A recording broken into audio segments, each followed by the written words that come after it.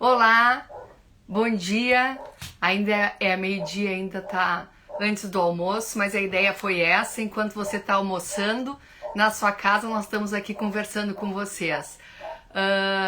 Vamos esperar agora o Dr. Daniel entrar, que é o nosso convidado, para dar início à nossa live. Olha, já vi que ele entrou. Agora, isso aqui, ele mandou a solicitação. Vamos ver se está tudo certo.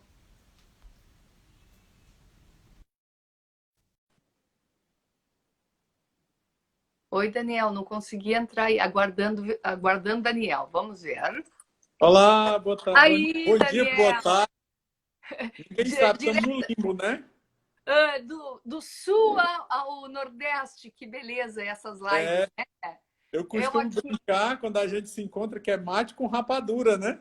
é isso aí, é isso aí. Eu, na verdade, agora tô com chimarrão, viu, Daniel? Ah, e Hoje hoje está no fosse chimarrão, né? é, mas é um prazer a gente estar conversando assim e essa facilidade que agora as lives têm da gente se conectar em todos os lugares do Brasil, e isso é muito bom, né? Foi uma das coisas que a pandemia trouxe. Cada um na sua casa, mas a gente sempre conectado. É Então, verdade. hoje o assunto nosso, não é?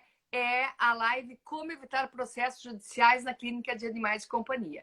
Então, nós chamamos, é um tema super recorrente, eu tenho nas palestras que eu faço, na conversa com os colegas, é um tema muito atual, não é? Então, a gente trouxe agora o Dr. Daniel de Araújo Viana, ele é membro da Associação Brasileira de Medicina Veterinária Legal, é do nosso conselho técnico, ele é o nosso presidente do Conselho Técnico Científico e também é do Conselho Fiscal. Então, vou deixar aí o Daniel se apresentar. Vamos lá, Daniel. Bom dia, boa tarde, né? Bom almoço para todos, na verdade. Eu tenho muito prazer de estar aqui falando desse assunto. É um assunto que a gente até já abordou. Eu sou médico veterinário, né? Sou patologista de formação, fiz a especialização de medicina legal, fiz mestrado, doutorado, essas outras coisas titulares que a gente acaba fazendo ao longo da vida, né?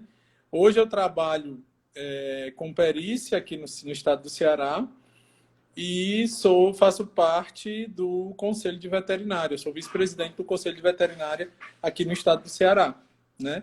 Além de atuar como patologista ainda, né? Que é a nossa base É isso inicial aí, né? De patologista para patologista. de Mas, patologista Daniel, para patologista. isso. Mas vamos direto, então, ao assunto. Daniel, indo direto ao ponto. O médico veterinário pode não ser processado? Essa é a pergunta mais difícil de responder, mas a população em geral, inclusive nós médicos veterinários, a gente tem que ter noção de que se alguém quiser processar a gente não vai conseguir evitar, né? Agora, ganhar um processo em cima de um profissional, ele é diferente, porque a culpabilidade do profissional, ela depende da perícia. Então, há necessidade de haver a constatação de fato de, de um problema ou de uma situação que justifique o processo e a finalização de um processo de forma negativa para um médico veterinário, né? Daniel, e você poderia falar para nós das esferas que os médicos veterinários podem ser processados? A gente sabe que houve uma mudança muito grande depois de 1991, quando foi promulgado o Código de Defesa do Consumidor, e é importante que os colegas saibam as esferas que se pode ser processado, não é? Uma das coisas que a gente se esquece como veterinário é que nós somos prestadores de serviço. É serviço de saúde, mas é serviço.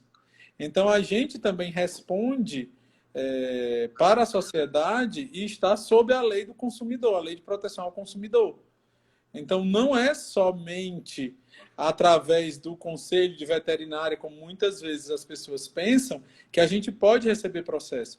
O médico veterinário ele pode ser processado na área administrativa, que seria a responsabilidade a apuração pelos conselhos regionais das jurisdições, de todas as jurisdições, na área civil, pedindo reparação de dano para o médico veterinário, e essa está sendo uma área muito acionada na justiça, porque as pessoas querem reparar o dano financeiro que sofrem, né, quando consideram a atividade de um médico veterinário. E agora a gente tem que considerar também, Norma, a área criminal. Já ouvi situações em que o veterinário é acusado, por exemplo, de, dentro da sua atividade, gerar um dano para o animal que é considerado uma situação de maltrato. Então, isso é um problema que o veterinário tem que enfrentar e tem que ter bastante cuidado em relação a isso. Sim, isso aí vai direto à área criminal. Então, na verdade, são 3 áreas que a gente tem Exatamente. possibilidade e é importante que as pessoas saibam disso. E normalmente, né, Daniel, quando entra, por exemplo, na área civil, que é a mais comum, digamos assim, eles já entram na área administrativa. Então, a grande parte dos casos eles são de 2 áreas. A gente acaba sendo processado em 2 áreas, tanto na parte administrativa quanto na civil. O grande problema, Norma, hoje também é que os tutores e os advogados, no momento que eles orientam um cliente, muitos deles usam a área administrativa para obter o parecer necessário para a área civil ou para a área criminal. E é isso que é uma situação que tem gerado um número de processos maior contra veterinário e gerado até perda de processos por médicos veterinários. Porque, de fato, quando a gente pensa numa situação em que um médico veterinário tem um processo ético-disciplinar sendo apurado em algum conselho regional, no momento que ele é finalizado e o médico veterinário é culpado, é considerado culpado e penalizado num processo ético disciplinar, para a justiça comum é como se ele tivesse passado pela perícia de 12 pessoas, 10 pessoas, desculpa. Porque no julgamento do processo ético disciplinar são 10 veterinários que fazem a análise daquele processo.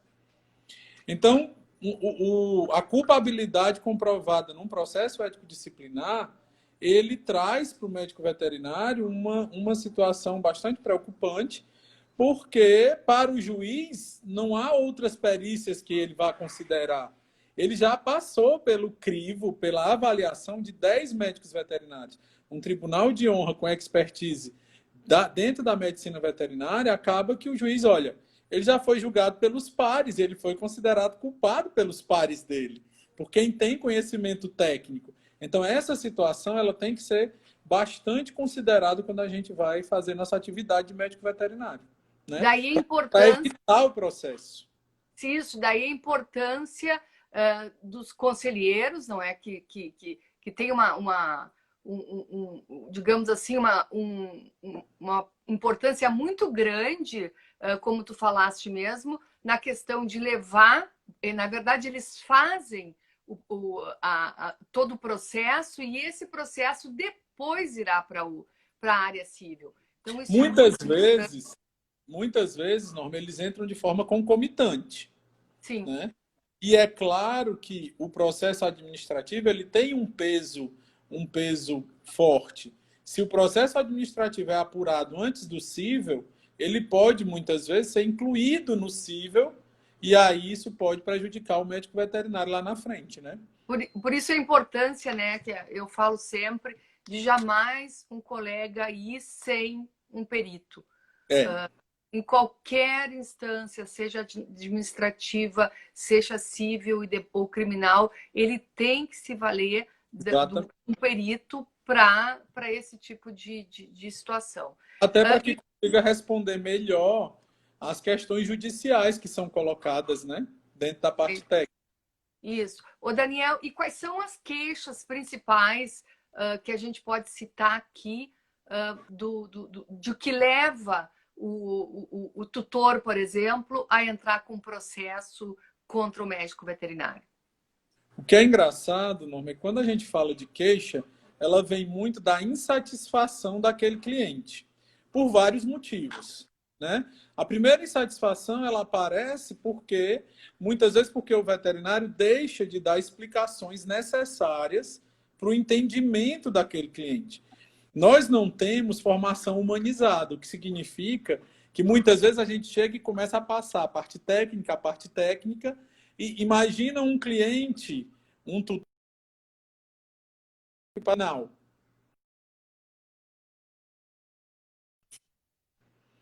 E aí ele recebe aquela informação de back, e tudo que você informar depois disso, muitas vezes não vai ser mais entendido. Ele bloqueou toda a informação. E essa falta de comunicação direta, ela é uma das principais queixas e que leva, muitas vezes, ao processo judicial contra o médico veterinário. Informações que são dadas de forma incompleta e que aí o tutor considera muitas vezes negligência. A maior parte dos processos, eles envolvem a negligência em si, a imprudência e a imperícia veterinária. Né? Sim, São são, os são os três três. pilares que o veterinário acaba sendo processado. Né? Acaba sendo acusado e aí recebe um processo judicial.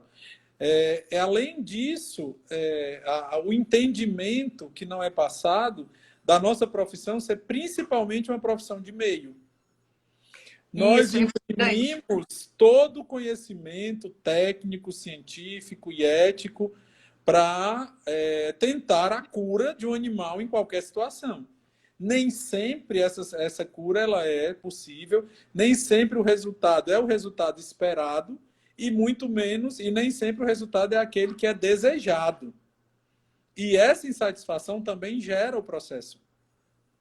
Isso, e a gente já tem tido alguns casos, né, Daniel, da parte do fim, né? O caso, por exemplo, da responsabilidade de uma castração mal feita.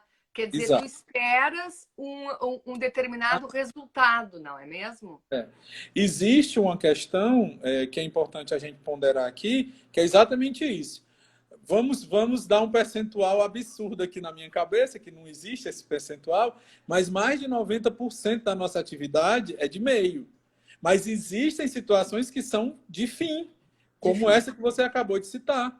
E essa situação, um paciente que tem uma castração eletiva, o médico veterinário foi contratado para realizar um procedimento específico. E, a não ser que ele tenha uma justificativa médica para que essa situação não tenha sido executada, provavelmente ele vai receber um processo caso depois o cliente descubra que ele não executou aquilo para o qual foi contratado, né? Sim, é bastante comum. Na verdade, a gente tem. Eu já mesmo tive casos que eu fiz a perícia em relação a isso. Então, são alguns casos que tem. Não é de meio o nosso trabalho, mas é de fim, ou seja, se espera um resultado em Exatamente. relação a isso. É um contrato que tu fazes para teres um determinado resultado. E se esse resultado não ocorre, então o tutor pode entrar judicialmente. E normalmente o que o tutor entra, ele quer um ressarcimento pecuniário, né? Que é Exatamente. E basicamente. muitos incluem danos morais, né, e situações que podem ser bem complicadas. Né? Quando a gente pensa em como o veterinário pode evitar, geralmente a gente pensa pelo menos em 4 pontos, né, que eu costumo pensar em 4 pontos. O primeiro é que a gente precisa conhecer a legislação que rege a nossa profissão e o que leva a gente a estar atuando como médico veterinário e prestador de serviço para a sociedade. Serviço médico, mais serviço. O segundo é executar o que a gente está comentando agora. Executar o serviço para o qual a gente foi contratado. O terceiro é atender de forma humanizada. E esse é um dos mais difíceis para nós. Isso. E o quarto seria permanecer disponível para esclarecer as dúvidas, esclarecer as situações que esse tutor tenha, né? Desculpa, quer falar? Não, Daniel, tu falaste aí em atendimento humanizado. Ele é uma Sim, coisa muito comum quando se fala na saúde humana. sim. Mas na parte veterinária, as pessoas quase não ouvem falar sobre o atendimento humanizado, que é muito passível da gente fazer uma transposição em relação ao atendimento humano, né? E isso aí é uma coisa que veio para ficar, principalmente quem atua na parte clínica. Então, eu gostaria que tu desse algumas diretrizes sobre esse atendimento humanizado para que os colegas tenham essa percepção. Certo. O atendimento humanizado, o conceito de atendimento humanizado, ele não é um conceito de frufru, vamos dizer assim. As pessoas às vezes pensam que atender de forma humanizada é humanizar o animal, e não é. O Nada a ver. atendimento humanizado, ele é um atendimento conjunto que envolve toda a equipe médica, a equipe de apoio e os familiares daquele animal. Muitas vezes, alguns veterinários, mas eu atendo de forma humanizada. E aí aparece ele beijando o cachorro, brincando. Isso não é atendimento humanizado. Isso aí é humanização, né?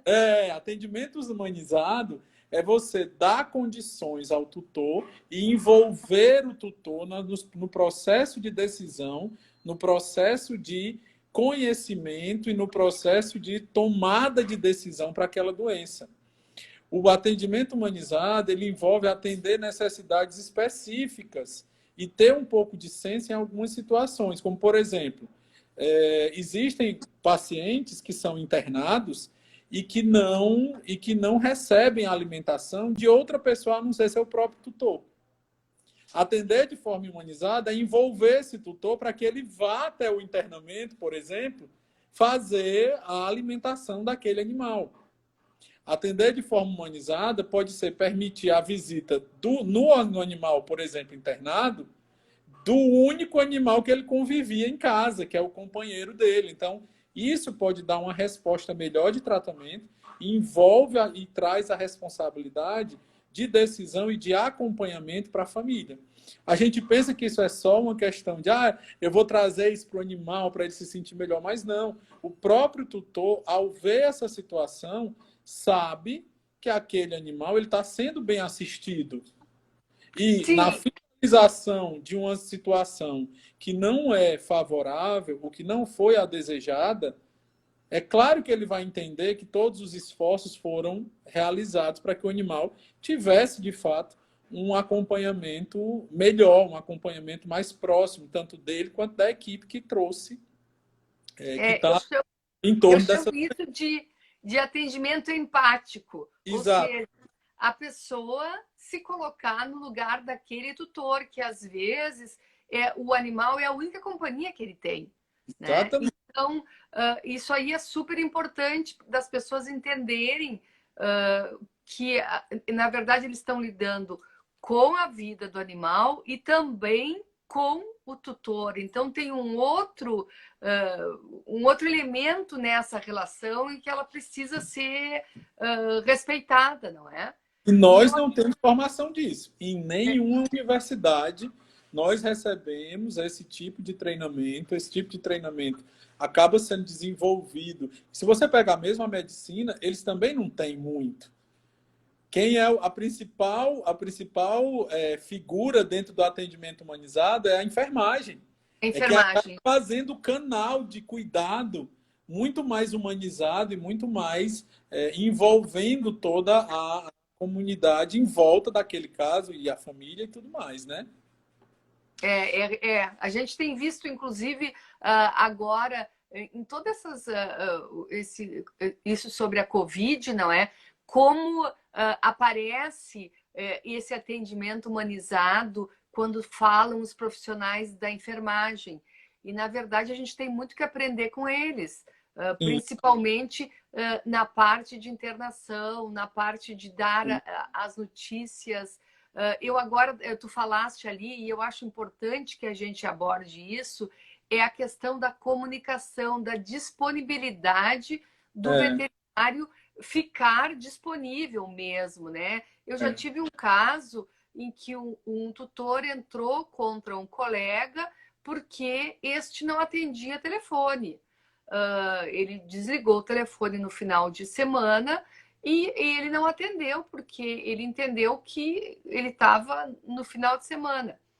Então, a gente tem que começar a olhar esse tipo de coisa, principalmente no É. que tange as provas. Na verdade, esse tutor, ele pegou e dentre as provas que ele apresentou todas as chamadas. Por quê? Porque é Uhum. muito fácil tu pegar as chamadas Sim. na tua empresa operadora e pedir É. e conseguir. Então, isso aí, eu acho que tu podias falar um pouquinho sobre isso, É, para as pessoas saberem posso, que posso isso. sim. Veja, a questão da comunicação hoje ela é muito mais fácil, né?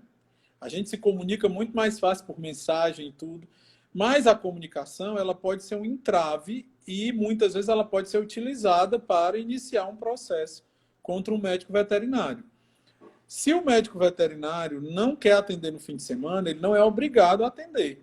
Entretanto, um paciente que é acompanhado por ele, ele deve fazer parte de uma equipe para que essa equipe possa assumir aquele paciente na sua ausência. Isso também faz parte, Norma, de um atendimento humanizado. É. Eu não posso simplesmente ter um paciente e abandonar esse paciente por aí, porque aí ele vai querer a nossa orientação. Esse paciente estabelece uma relação de confiança muito importante com aquele médico veterinário que o atendeu. E mesmo que seja para repassar para outra equipe, o tutor quer ouvir desse médico veterinário que aquela equipe existe. Então, se ele vai se ausentar, é obrigatório que ele diga, olha, eu vou me ausentar, nos fins de semana eu não costumo, porque eu viajo por isso ou por aquilo, porém, o nosso hospital, nossa clínica tem uma equipe, o caso foi passado para eles, eles têm toda a condição de atender o animal. Essa informação ela é importante, porque a obrigatoriedade de estar 24 horas disponível nós não temos, mas nós temos sim a obrigação de orientar o que o tutor tem que fazer na nossa ausência. Sim, Né? E também faz parte de um atendimento mais humanizado. Né? sim, Porque quando você pensa nisso, as pessoas pensam, mas eu não vou consultar por WhatsApp. Não é isso que a gente está dizendo. É orientações de como o tutor vai agir com aquele animal, né? e sim, porque na verdade esse tutor, se ele, a gente, pelos que eu falo com os colegas, a gente já tem, o colega já sabe mais ou menos qual é o tutor que vai dar problema, né? Sim. Existe um sentimento em relação a isso. Então, é muito importante que o colega tenha a documentação correta de Pronto. tudo que está sendo feito, tudo. Até eu também tive um caso bem interessante em que esse médico veterinário teve o cuidado de, em cada telefonema que o tutor dava, escrever, olha, ele telefonou, ele não está entendendo a gravidade do caso. Enfim, tem uma No série de prontuário. coisas que precisa ser dita e escrita e tem que ter nos documentos. Esse é um dos maiores problemas. Porque, veja, se a gente pegar aqueles 4 tópicos que eu falei, de legislação, a gente tem uma gama grande de legislação. Tem a Lei 5.517, tem a Lei do Consumidor, tem o nosso Código de Ética. Cada área da veterinária que a gente vai atuar tem resoluções específicas, tem normativas, dependendo da situação do IBAMA, do Ministério da Agricultura, e tudo isso o médico veterinário tem que usar como escudo. A segunda parte, que é executar o serviço para qual ele foi solicitado, envolve exatamente essa documentação. Porque se ele executa o que ele foi para o qual ele foi contratado, o tutor ele entende que o serviço foi realizado e por isso ele não vai receber, ele não vai ter ressarcimento, porque o serviço foi realizado, né? E esse serviço, o que é que eu posso dar de exemplo? E é uma coisa muito comum, Norma, no Brasil inteiro.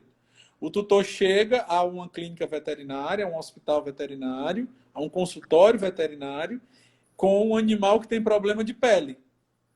E o veterinário vai lá, olha a pele, mas não ausculta, não afere a temperatura.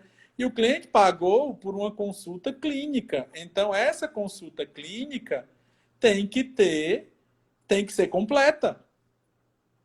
Essa consulta clínica, ela é completa. O exame clínico, ele é completo dentro de uma consulta. O tutor pagou por isso, ele tem direito a isso. E é obrigação nossa fazer. Dentro disso, e no final de todo esse processo, a gente tem que ter um cuidado quase que... como é que eu posso dizer? Um cuidado exagerado com o preenchimento do prontuário médico veterinário.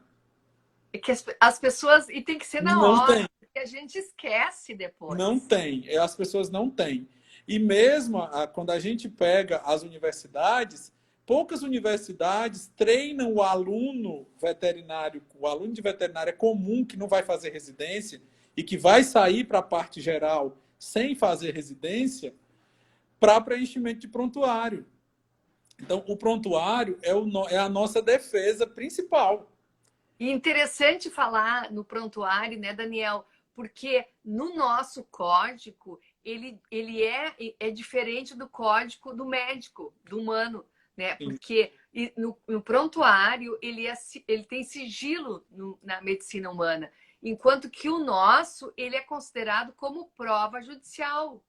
Então, Sim. o prontuário, ele tem que ser, inclusive, entregue ao tutor, se for Sim, solicitado.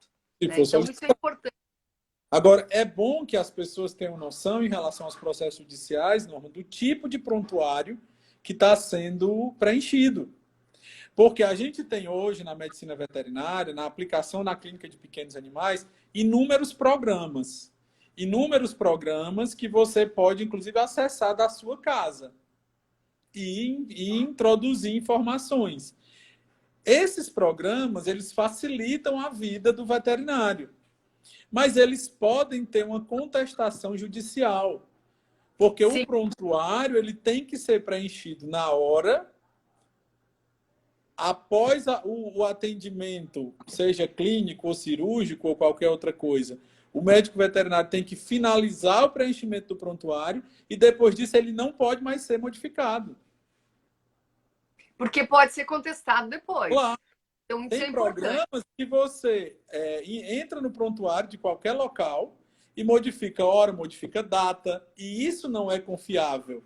E um perito, um assistente técnico, rapidamente derruba um prontuário num processo judicial se ele não tiver confiabilidade, se ele não for um prontuário confiável de registro. Né? Mas para o prontuário confiável, o que é que nós temos? O preenchimento ele deve ser o mais completo possível, com todas as informações. Inclusive, incluso nesse prontuário, termos de consentimento, termos de negativa. Recentemente saiu no Conselho Federal a Resolução 1321, que traz a atualização dos documentos que a clínica de pequenos tem que ter, com negativa. Né? Não basta simplesmente o médico veterinário colocar num prontuário que diz, eu quis fazer a quimioterapia, ou eu quis fazer essa medicação para a infecção que o paciente tinha e o tutor disse que não queria. Se o tutor disse que não queria, ele vai ter que assinar um termo de negativa de tratamento. Sim, aqui já tem uma colega aqui chamando a atenção nos comentários sobre isso, sobre em cada situação o tutor tem que assinar, dar o seu ok, enfim, tem uma série de coisas que ele precisa fazer, porque senão pode ser contestado, né? É chato pra caramba. Os veterinários não gostam de fazer. São muitos documentos. Olha, é o documento para autorizar fazer e o documento para dizer que não vai fazer. É o da anestesia, é uma série, são muitos, realmente, são muitos documentos. E aí o que é que acontece? Esse prontuário, ele, na medida do possível, deve conter imagens, deve conter a própria gravação da consulta, ela pode ser realizada do procedimento, desde que haja informação para esse tutor que essa gravação está sendo feita, né? E um outro tópico que eu queria aproveitar para conversar, Norma, é a questão da propriedade da imagem dos animais e dos tutores, que alguns veterinários podem sofrer sanções judiciais por simplesmente pegar aquela imagem e fazer propaganda disso ou daquilo, sem autorização do tutor. Isso é muito bom que tu colocasse, que já aconteceu casos assim, então tem que, inclusive, dizer. Inclusive, a gente sugere, né, Daniel, que quando se coloque alguma coisa, por exemplo, no Facebook, que é muito Sim. utilizado, dizer o tutor autorizou a imagem do animal. Por É. quê? Se não colocar no Facebook, pelo menos que inclua, pelo menos que consiga a autorização do tutor. Essa autorização ela pode ser inclusive por WhatsApp. Ela não precisa ser. Se o tutor, olha, eu posso fazer a propaganda e tal, isso vale para a justiça como autorização, Bom, e tu né? falando em WhatsApp, né, Daniel, cada vez mais o WhatsApp, as mensagens printadas, elas são consideradas provas. Sim, elas Então, são isso é muito consideradas provas, importante de chamar né? atenção, porque inúmeros processos vêm com as imagens printadas e elas já são considerado prova. Né? A gente tem que ter cuidado, Norma, por exemplo, em relação aos. Porque os prints também servem de defesa para o veterinário, né, da própria conversa. Sim, Eu já, tive- justamente. eu já acompanhei casos que o tutor autorizou o internamento de um animal, autorizou os procedimentos que iam ser realizados.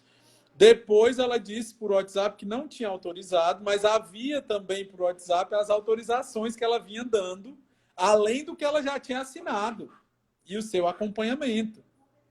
Só que É. lembrem de uma coisa que é muito importante. Ao fazer print do WhatsApp, você desgrava o nome da pessoa para que apareça o número. Porque eu posso pegar qualquer número e colocar um nome. Eu posso pegar o meu número e colocar Norma e fazer prints de conversas. Certo, é É importante necessário que apareça o número que enviou essa conversa. Isso é uma forma também de se proteger, porque nós temos, da mesma forma que nós temos veterinários que podem errar e de fato ser processados, nós temos também tutores que se aproveitam da atividade veterinária para dar golpes. E eu já acompanhei isso mais de uma vez, né? Sim. Então, isso é uma situação que o processo ele pode trazer uma inverdade e o veterinário tem que estar preparado para se proteger disso daí. O prontuário Não, o Daniel, não é incomum nós vermos tutores que pedem para o veterinário da alimentação para o resto da vida para o animal, solicitarem uma série de coisas assim, e que a gente sabe que o veterinário não teve culpa, mas que tem pessoas que se aproveitam de determinadas situações, né? Por isso que é, eu chamo sempre a atenção, jamais vá a qualquer desses processos sem um perito é ou um assistente exatamente técnico. isso, porque a culpa do profissional requer perícia. Isso é fato, né? Agora, existem situações que a pessoa, mesmo que se proteja, ela pode ser processada, né? E vai ser processada. Então, a gente acaba que fica temeroso, mas de fato, às vezes quando eu falo, e eu já dei palestra sobre como evitar processos, é, e quando eu falo dos assuntos, tem alunos, principalmente na palestra, ou recém-formados, que ficam assim apavorados. Apavorados. Né? Que dizem assim, ai, porque eu fiquei com medo de atuar agora como médico veterinário, e não é assim. Agora, a gente tem que ter responsabilidade na nossa atividade para garantir que essa atividade possa ser contestada, ok, mas não vai haver nenhum buraco dessa situação que me vá gerar um processo, que vai me gerar um dano judicial, É, né? por isso que a gente está falando aqui, tem uma série de dicas, né, que a gente está comentando sobre como evitar a questão de ter uma documentação correta, de realmente ter paciência de fazer isso, por quê? Porque a gente só vai se dar conta de que aconteceu. Eu tenho um caso muito interessante, Daniel, e que é bom a gente até falar sobre a questão do veterinário, mas também sobre a questão do ART. Se a pessoa trabalha num hospital, numa clínica grande, em que tem N veterinários, né? E o responsável técnico, ele vai ser processado. Junto com o hospital e junto com quem executou o serviço. Justamente. Então, eu tive um caso muito interessante, que eu era RT de um hospital, em que o processo foi contra mim, por eu ser a RT, e na verdade foi um animal que entrou e pegou uma doença infecciosa dentro do hospital. Uhum. E no prontuário, e essa tutora entrou contra o hospital, e no prontuário, que foi a prova que a gente levou, estava escrito que ela não tinha vacinado o animal. O animal nunca tinha sido vacinado. E foi para uma outra coisa. Então, na verdade, a gente levou ao juiz a questão de que uma pessoa que entra num hospital, que sabe que existe uma série de doenças infecto-contagiosas dentro do hospital, ela está correndo esse risco, uma vez que ela não vacinava os seus animais. Sim. Né? Então, isso aí é um exemplo pequeno, mas que mostra que as pessoas também são processadas como ARTs, mesmo que elas não tenham feito o serviço solicitado, não é? Ele não tem culpa, mas ele tem responsabilidade. Justamente. Que a responsabilidade ela vai entrar. As pessoas pensam que a RT é brincadeira, mas a responsabilidade técnica, o responsável técnico, ele responde civil, ele responde criminal, ele responde administrativamente também por essas situações de processos, e a responsabilidade é fato. Ele é que tem que garantir a qualidade do serviço e ficar vigilante para que quem trabalha preencha o prontuário, para que quem trabalha receba a documentação de negativo ou disso ou daquilo, para que quem trabalha execute um atendimento humanizado. A responsabilidade é dele também. Né? Exatamente. As pessoas às vezes não têm essa ideia.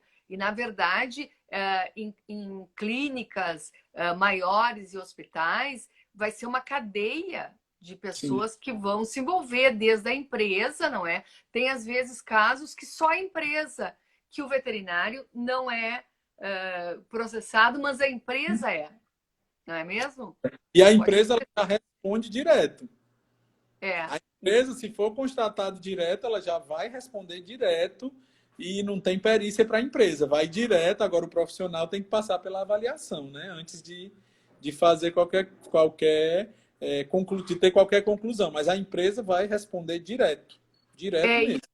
Isso, é por isso que é importante a gente saber a legislação, e a gente sabe que nós temos literatura sobre isso, não é, Daniel? Então, colegas que estão... tem. Deixa eu mostrar. Ó.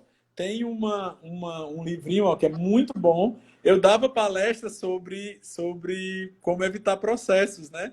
E aí eu cheguei no último congresso da gente e vi o livro dos nossos amigos aqui, o Clifton e o Sérgio Lobato, que é excelente esse livro. Ó. Dá para ver? Eu uso bastante também. Né? Ele é muito bom, eles falam de responsabilidade civil, é curtinho, rapidinho a gente lê. É muito bacana, porque é bem aplicado, sabe? É bem direto. Excelente. Outro livro também que é excelente é esse comentando o novo Código de Ética do médico veterinário, não é? Que é também do Clifton e da Elan. E a gente tem que chamar atenção também sobre o tratado, o nosso tratado de medicina veterinária é legal, não é? Que tem um outro livro, Norma, que também serve de literatura, que é um livro que só tem em PDF, que é o Direito do Consumidor na Prestação de Serviço Médico Veterinário. É da Ariana Anari Gil. Ela é vendida onde foi que eu comprei? Na Saraiva, eu acho. Eu não estou ganhando nada para fazer propaganda da Saraiva, não. Mas ele é um livro bacana, porque ele dá exatamente essa visualização do médico veterinário como prestador de serviço do consumidor, dentro do direito do consumidor, que a gente acha que não faz parte dessa cadeia, mas faz, né? Sim, eu vejo assim, quando a gente começa a se queixar de algum serviço, aí eu já me coloco no lugar, opa, o médico veterinário também tem essa situação, e às vezes a gente não se dá conta de Isso. que é tão importante, e por isso saber a legislação, saber como atender, os quatro planos aí que tu colocasse, né, Daniel, de Uhum. a gente tentar, Evitar tentar o processo, é, porque se né? alguém quiser processar, não tem como, ele vai processar. Bom, Essa que é a bom, verdade, né? né? A sorte é que, em algumas situações, a gente pode. O ônus da prova é de quem acusa, né? Entretanto, em algumas situações, ele pode ser invertido para quem é acusado. Uma das coisas que a gente tem que ter em mente, eu nem sei quanto tempo a gente tem Não, eu ainda. estou controlando aqui. Está controlando? Pronto. Tá. Uma das coisas que a gente tem que ver quando se realmente for processado, e fica como dica para os colegas que estão aqui com a gente, primeiro, a gente tem que entender o que é o processo que a gente está recebendo. Né? As pessoas costumam se desesperar quando recebem um processo, seja lá do que for. Se for um processo administrativo, você não precisa constituir advogado. Mas no processo civil e criminal, você precisa constituir advogado para que haja a intermediação de você para com a justiça através de um advogado. Né? Entretanto, para todas as instâncias, eu recomendo um assistente técnico. O É verdade. assistente de um perito. Porque se você pode contratar o melhor advogado e ele não vai ter o conhecimento técnico necessário para nortear o seu processo de defesa. Né? Não tem E a como. importância do assistente técnico é que o assistente técnico ele sabe a literatura, né? Ele Sim. busca, ele tem essa formação, né? Então, e a literatura é a base para uma defesa consistente, que a gente leve ao juízo uma defesa consistente. Então, na verdade, é um auxílio ao advogado e, como eu digo, não vá sozinho. É. Vá de peito aberto, porque não é mais assim. Não, é não. Uma das coisas que é legal a gente levantar também, Norma, é que a gente deu dicas do pessoal procurar legislação. Mas não basta baixar a legislação. A legislação é algo que muda, ela se atualiza. Então, veja, todas as vezes que eu posso ser um clínico de pequenos animais, vou ao site do Conselho Federal, faço o download de todas as legislações que eu preciso para aquela área. Entretanto, todas as vezes que eu vou usar, eu tenho a obrigação de voltar ao site e rever essa legislação. Por quê? Porque o site do Conselho Federal, por exemplo, ele é super atual em relação à legislação. E todas as vezes que há revogação de algum artigo, de algum inciso, ele vai estar atualizado. Para que a gente não faça nenhuma avaliação ou baseie qualquer interpretação do processo em legislações obsoletas, né? Em legislações que não estão atualizadas. Né? Por isso que teve aqui uma dos nossos ouvintes que solicitou, e a gente vai botar depois, essa literatura que a gente estava falando há pouco. Ah, tá. Né? Legal. Eu vou escrever depois essas referências, porque eu acho importante. E justamente o que tu está falando é esse novo livro, né, que tem a Elan e o Clifton, que fala sobre todas as novas, o novo código de ética, comentando sobre cada um. Então, isso aí é muito importante, porque às vezes a pessoa não consegue, no seu dia a dia, ter esse tempo, enfim, e só vai ver alguma coisa nesse sentido quando ela já está com um problema na mão, né? E aí ela se desespera e diz, bom, e agora o que eu vou fazer? Né? Eu vou entrar aqui, Daniel, para ver, porque tem tanta pergunta, meu Deus do céu, ai, que coisa boa. Enquanto isso, eu vou dando dicas aqui que eu acho importantes para evitar o processo, né? Uma das primeiras dicas que eu queria dar é que o veterinário ele tem que atuar de forma que o tutor não se sinta desamparado. né? A gente tem o costume de simplesmente trabalhar, trabalhar, trabalhar, agir, agir, agir, e esquece da parte humanizada que a gente tanto tocou. Nós temos ali um tutor que está fragilizado e que necessita, muitas vezes, de uma orientação um pouco individualizada. Nós temos que ter esse discernimento. Não temos formação para isso, né? Sim, nós temos que buscar isso aí, não é, Daniel? Exato. E, na verdade, a gente só consegue, eu acho, através de literatura, porque a gente não tem curso sobre isso aí. Tu desse umas dicas super importantes de estar disponível, de treinar a equipe que está trabalhando contigo, na tua clínica, todos os atendentes, a pessoa que fica ali na recepção, enfim, uma série de coisas, mas a gente ainda não tem isso aí tão atual, assim, que todo mundo use, né? Um dos pontos, uma palavra que eu acho que vale muito a gente falar é o esclarecimento. Tanto que na nova resolução de documentos, por exemplo, todos os termos se tornaram termos de livre consentimento esclarecido. Por que é que o esclarecimento é tão importante? Para que o tutor, ao ser esclarecido, ele tenha consciência dos riscos, por exemplo, que têm que ser passados. Todo e qualquer procedimento, toda e qualquer atuação, ela tem riscos, ela pode ter sequelas, ela pode ter insucessos. Isso faz parte da atuação médica. Entretanto, não informar esse tutor cria uma desconfiança muito grande. Porque se eu vou realizar, por exemplo, uma punção ou uma biópsia óssea, e aí, no momento da realização, o material que vem é insuficiente. O tutor teve um gasto com anestesia, com profissionais, um gasto financeiro alto, porque existe material envolvendo esse procedimento que é de custo alto, e não foi esclarecido que não seria de sucesso, que poderia não ser de sucesso. Isso é um problema. Ele tem que ser esclarecido que o procedimento, mesmo que ele seja bem realizado dentro de toda a técnica necessária, ele pode ter problemas.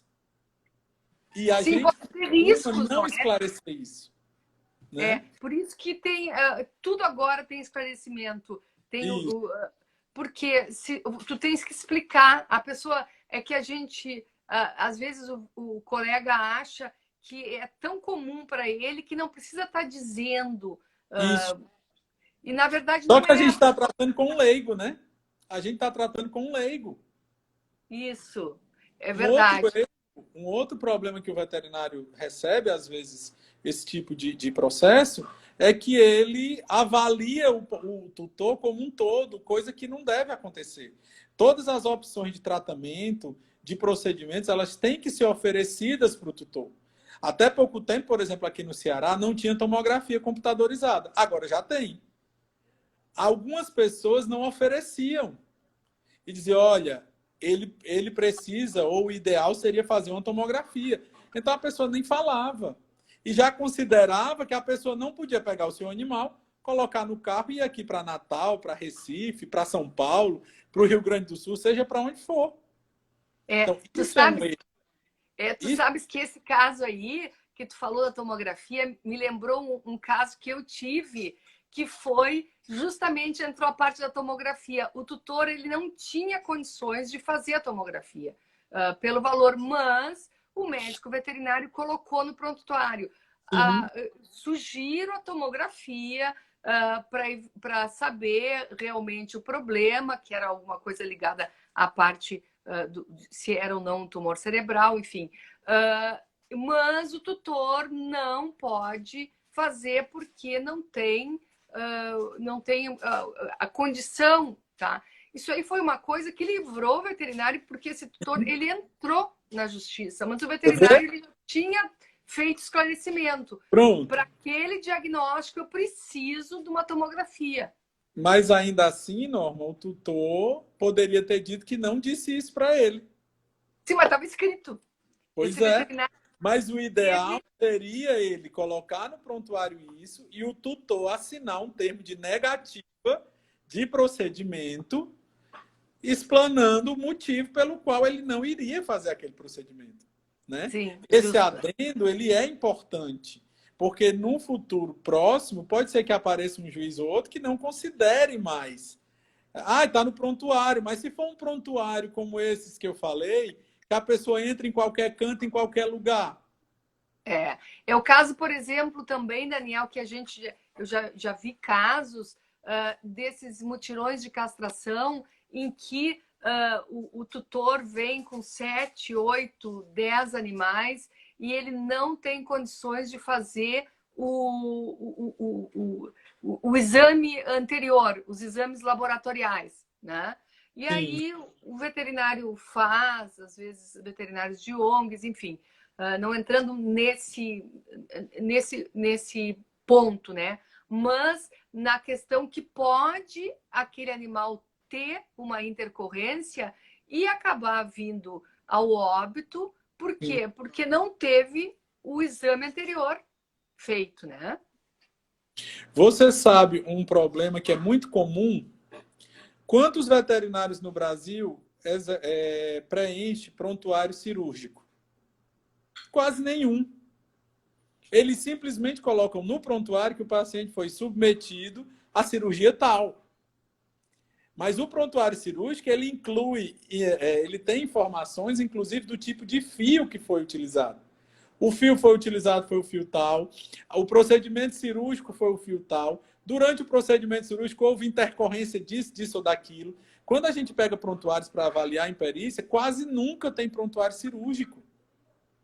Você não sabe nem quem foi o anestesista, a não ser que ele seja envolvido no processo. E isso é um problema que o veterinário pode enfrentar. O tutor ele tem que estar esclarecido, mas o veterinário tem que trazer para a sua rotina de atividade o preenchimento de toda essa documentação, que vai ser a nossa documentação de proteção.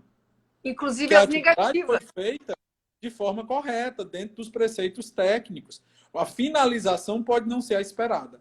A finalização pode não ser a desejada. Mas isso tem que acontecer sempre. Porque senão a gente pode ser processado e perder esse processo. Muitas vezes não porque errou, mas porque teve uma falta de registro. Deixou de fazer, na verdade. Não Deixou errou, de mas deixou fazer. de fazer. É isso Né? aí. Nós já estamos quase no finalzinho, então eu vou pegar aqui todo mundo que está aqui. Olha, tem tanta gente Deixa eu assim. falar só mais uma coisinha rápida, então. Diga. Outra dica é incluir o tutor, sempre incluir o tutor, a decisão final é dele, né? Você esclarece tudo.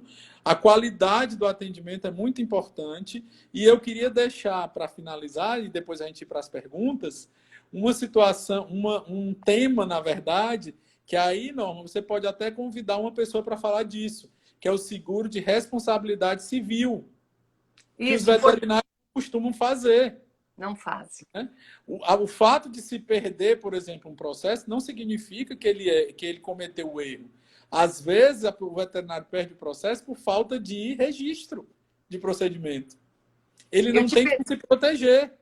E eu aí, te imagina você pergunto, perder um processo de 10 mil reais. Eu não tenho 10 mil reais no bolso para sacar de qualquer hora.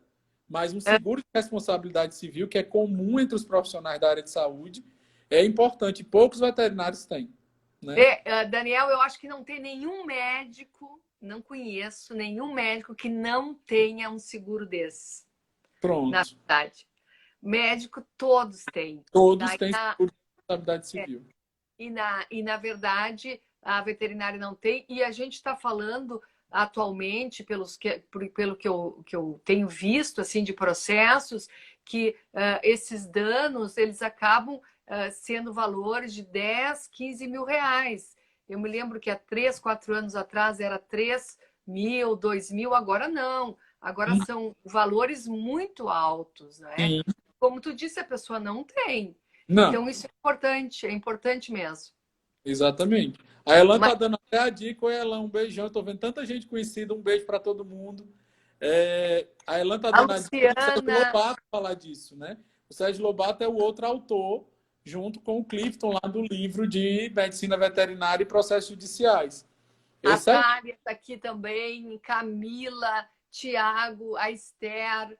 Nossa, tem muita gente aqui conhecida. A gente tem só tem o Emerson, a Nick dos Estados Unidos está aqui também. Nossa, muita gente Que legal. aqui.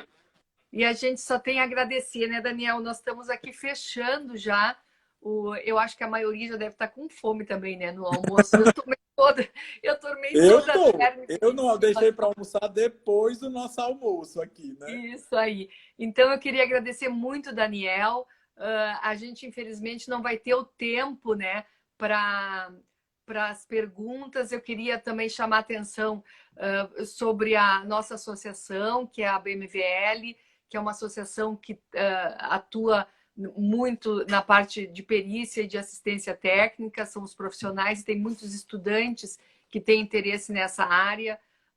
A gente faz cursos, nós temos um site, nós vamos, Daniel é do grupo que vai fazer o nosso. Nós vamos ter um cadastro de peritos no site para que a pessoa procure já no Brasil todo perito veterinário, o Rio Grande do Sul já apareça o nome da pessoa por área de atuação. Então, eu queria convidar vocês todos a entrarem no nosso site, né, Daniel? Sim. E as nossas redes sociais, né? Que é o Instagram, que é recente, que a gente está engatinhando. Agora nós temos um canal de YouTube, que a nossa assessora, eu chamo a Esther Espejo de nossa assessora de mídias. Então a Esther montou já o nosso canal de YouTube, que provavelmente esse vídeo vai estar no canal. Eu espero que sim, eu não sei fazer, mas ela sabe. E também temos o Facebook, mais o nosso site, né? Então, vou deixar para o Daniel se despedir de todo mundo aí. Vamos lá, Daniel. Gente, muito obrigado pela atenção nesse momento tão inoportuno de fazer live, né? Não, morrendo de fome.